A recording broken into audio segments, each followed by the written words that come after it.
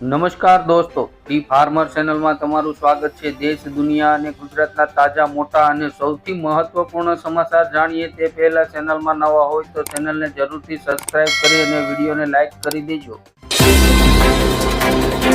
કેન્દ્ર સરકારની મોટી ખુશખબર, ગુજરાતના બીપીએલ રેશન કાર્ડ ધારકોને 450 રૂપિયામાં ગેસ સિલિન્ડર આપવામાં આવશે, જે આગામી ફેબ્રુઆરી મહિનાથી શરૂઆત કરવામાં આવશે। અમેરિકામાં જાહેર ગોળીબારની ઘટનાઓ સામાન્ય બની ગઈ છે અને રોજબરોજ કોઈને કોઈ સ્કૂલમાં કે જાહેર સ્થળોએ ગોળી મારવાની ઘટનાઓ બની રહી છે। ત્યારે હવે યુવાનો પર નવા બંદૂક કાયદામાં 500થી વધુ પ્રકારના હથિયારો ખરીદવા પર પ્રતિબંધ લગાવવામાં આવ્યો છે। કોંગ્રેસ નેતા રાહુલ ગાંધી ફરીવાર ભારત જોડો યાત્રા શરૂ કરી છે, જે 5 દિવસમાં ગુજરાતના 11 શહેરોમાંથી પસાર થશે। દાહોદ, ગોધરા, હાલોલ, ખાલોલ, બોડોલી, નવસારી, ગરુડેશ્વર, રાજપીપળા, નેત્રંગ, માંડવી, વેરા અને સોનગઢથી ભારત જોડો ન્યાય યાત્રા નીકળશે। નેપાળે ચીનના વિરોધને ગણકાર્યા વગર ભારત સાથે વીજળીના નિકાસ કરવા માટે ઐતિહાસિક કરાર કર્યો, જે પ્રમાણે આગામી 10 વર્ષમાં ભારતને નેપાળ દ્વારા 10,000 મેગાવોટ વીજળીનો નિકાસ કરવામાં આવશે। અમદાવાદમાં સાબરમતી રિવરફ્રન્ટના ફ્લાવર શોમાં દેશ વિદેશના જુદા જુદા રંગબેરંગી ફૂલો સહિત અનેક આકર્ષણનું કેન્દ્ર બન્યું છે, જેમાં છેલ્લા એક અઠવાડિયામાં 3,11,000 લોકોએ ફ્લાવર શોની મુલાકાત લીધી, જેમાં મ્યુનિસિપલ કોર્પોરેશનને 1,80,00,000 રૂપિયાનો ફાયદો થયો। મધ્યપ્રદેશની રાજધાની ભોપાલમાં ગેરકાયદેસર રીતે ચાલતા એક ગર્લ્સ હોમમાંથી ગુજરાત સહિતની બાકીના રાજ્યોની 26 છોકરીઓ ગુમ થતા હડકંપ મચ્યો છે, જેમાં ગુજરાત, ઝારખંડ, ઓડિશા અને મધ્યપ્રદેશના અલગ અલગ શહેરોની છોકરીઓ હતી। તેમની ઉંમર 6 થી 18 વર્ષની વચ્ચેની અને 40થી વધુ છોકરીઓ હિન્દુ છે। સુરત શહેરમાં પાંડેસરા પોલીસની સહાયકની કામગીરી સામે આવી છે। પાંડેસરા પોલીસ મથક વિસ્તારમાં વર્ષ દરમિયાન ગુમ થયેલા 17 વર્ષ સુધીના કુલ 126 બાળકોને પોલીસે શોધી કાઢ્યા છે।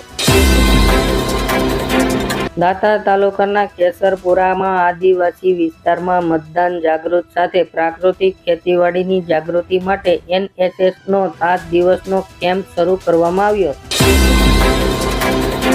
2024ના બજેટમાં ઘર ખરીદનારાઓને મળી શકે છે મોટો ફાયદો, સરકાર રિયલ એસ્ટેટને વેગ આપવા માટે મોટા પગલાં લઈ શકે છે।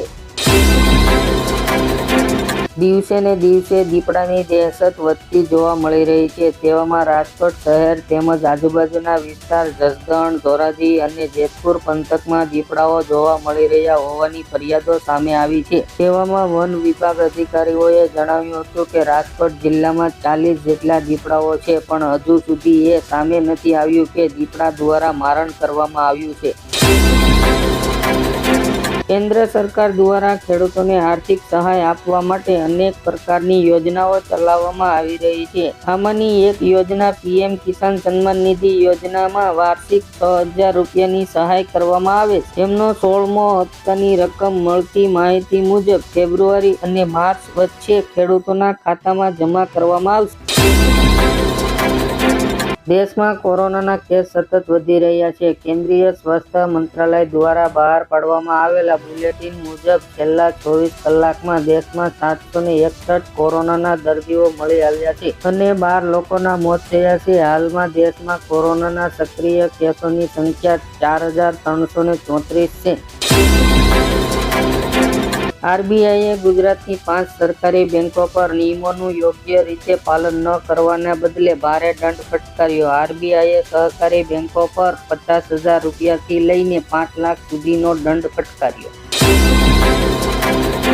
રાજ્યના શિક્ષણ મંત્રી પ્રફુલ પાનસેરિયાએ રાજ્યના તમામ શિક્ષકોને શાળાઓની આસપાસના ખુલ્લા અને બિનજરૂરી બોરવેલ પેક કરવા શિક્ષકોને સૂચના આપી।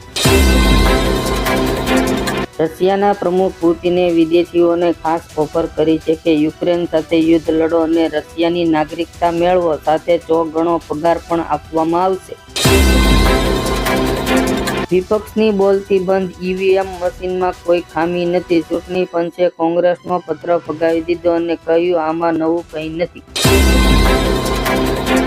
વલસાડના ધરમપુર વિજ્ઞાન કેન્દ્ર પર પોલીસનો પહેરો ગોઠવવામાં આવ્યો. બોમ્બથી ઉડાવી દેવાની ધમકીભર્યા ઈમેલને પગલે પોલીસ હાઈ એલર્ટ. દેશમાં રામ મંદિરને લઈને તૈયારીઓ ચાલી રહી છે. જ્યાં એક તરફ વડાપ્રધાન નરેન્દ્ર મોદીએ દેશભરની જનતાને અયોધ્યા ન આવવા માટે અપીલ કરી છે. આ વચ્ચે રાજ્યના ધારાસભ્ય યોગેશ પટેલે 22 જાન્યુઆરીએ ગુજરાતમાં જાહેર રજાની જાહેરતા કરવામાં આવે તેવી રજૂઆત કરી છે. તમે રજા રાખશો કે નહીં તે કોમેન્ટ કરીને જણાવજો.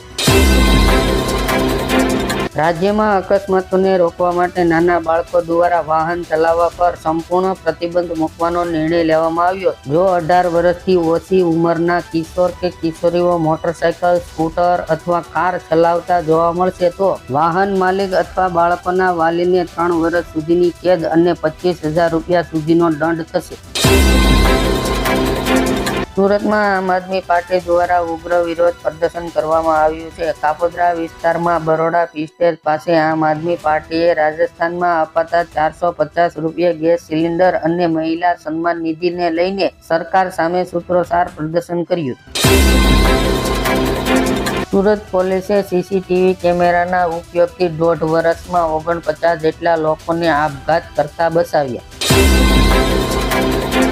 ભારતે ચીની નાગરિકો માટે વિઝા નિયમો હળવા કરવાનો નિર્ણય લીધો છે. ભારતીય ઉદ્યોગને પ્રોત્સાહન આપવાના હેતુથી સરકારે આ પ્રકારની શરૂઆત કરી છે. એવું કહેવામાં આવી રહ્યું છે કે આનાથી ચીની ટેકનિક સરળતાથી ઉપલબ્ધ થઈ શકે છે અને ભારતીય ઉદ્યોગોની ગતિ વધશે.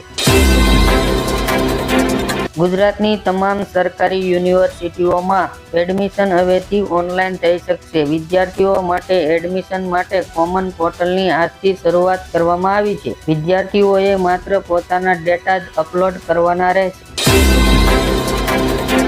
ગુજરાતના શિક્ષણ મંત્રીએ ફરી જૂની પેન્શન યોજનાનો કર્યો વાયદો. કહ્યું, રામ મંદિરની જેમ ભાજપ સરકાર આગામી સમયમાં લાગુ કરશે. લંડનમાં ગુજરાતી યુવક પર અશ્વેતોનો જીવલેણ હુમલો. આસપાસના વિસ્તારમાં ભારતીયોને એલર્ટ પર રહેવાની કરી અપીલ. સુરત આરોગ્ય વિભાગ તરફથી પડતર માંગણીઓનો હલ કરવાની માંગ સાથે 500 નર્સિંગ કર્મચારીઓએ વિરોધ કર્યો. ગુજરાત ભારતનો સૌથી લાંબો દરિયા કિનારો ધરાવતું રાજ્ય છે. દરિયામાં અનેક જીવસૃષ્ટિ સમાયેલી છે. આને ધ્યાનમાં રાખીને દેશમાં પ્રથમ વખત ઇકો ટુરિઝમને વધારવા માટે ગુજરાત સરકાર દ્વારા દ્વારકાના અરબી સમુદ્રમાં ડોલ્ફિન ક્રૂઝ ચલાવવાની તૈયારીમાં છે.